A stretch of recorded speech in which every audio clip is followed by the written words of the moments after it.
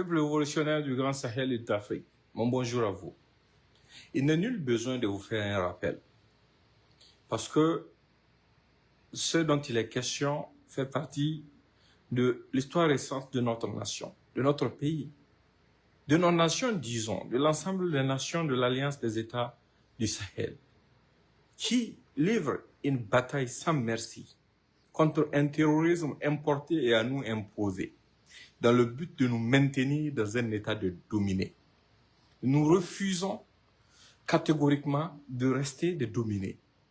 Nous voulons compter en tant qu'êtres humains. Nous voulons être des hommes libres.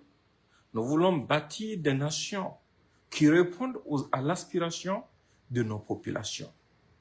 Mais des gens veulent nous arracher ce rêve. Et au nom de ça, il y a toutes sortes de perfidies. D'abord, ils arment des gens pour s'en prendre à nos honnêtes populations, pour s'en prendre à nos forces de défense et de sécurité. Et parallèlement à ça, ils créent des divisions au sein de nos communautés. Ils créent des divisions au sein de nos armées. Dans quel but? Dans le but de nous asservir. Non contents de tout ça, ils mettent leur presse, leurs médias de propagande à leur service, au service des terroristes, pour que le narratif des terroristes puisse être le plus entendu, pour que la division entre nos populations puisse être accrue et irréparable. Et c'est dans ça que, durant ces derniers jours, comme c'est notre habitude depuis un certain temps, la presse française particulièrement, dans une attitude vraiment très sauvage, s'est mise à s'en prendre à nos dirigeants et à nos nations, s'est mise à fabriquer des incidents qui n'ont jamais existé, s'est mise à inventer des exactions, s'est mise à faire la propagande de groupes terroristes. Mais vous devrez prendre ça très au sérieux. C'est pour ça que j'avais besoin de vous passer ce message. C'est très important parce que c'est quelque chose que vous ne devrez pas négliger.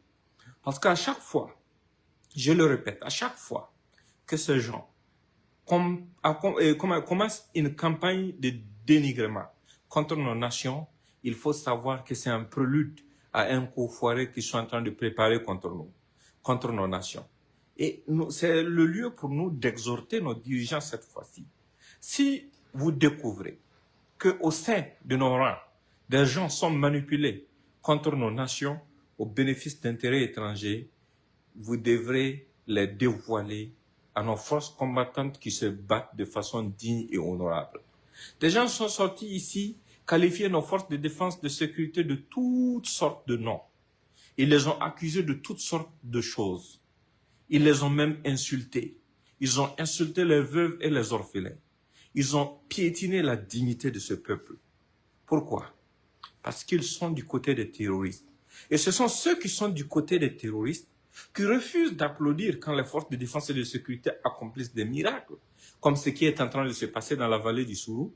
Ce sont eux qui se lèvent à la moindre occasion pour venir se moquer de nos morts quand nous subissons des pertes. Mais c'est indigne, c'est lâche, c'est irresponsable. Mais les lâchetés là, ça ne doit pas nous freiner. Ça doit nous motiver à avancer. Je vous donne un exemple concret. Ici, le président français, la France, dont sa presse s'est transformée en comptable de nos pertes, le président français est sorti pour dire que la guerre en Ukraine doit se poursuivre. Et dans son intervention, il reconnaît que la guerre entre l'Ukraine et la Russie fait 1000 morts et blessés par jour. Mais là où il y a 1000 morts et blessés par jour, vous voulez que la guerre continue parce que pour vous, il est inacceptable que l'Ukraine perde. Mais chez nous, dans une guerre de dignité, pour la survie de nos nations, vous essayez de diviser les gens sous le prétexte que par moment nous avons des pertes. Des pertes causées par votre complicité. Parce que ces terroristes-là sont armés par vous. Ils sont financés par vous. Ils sont soutenus par vous et contre nous. Ça, c'est ce qu'il faut se rappeler continuellement. Et comme je vous l'ai dit, la Côte d'Ivoire de Alassane Dramane Ouattara est dans le même jeu.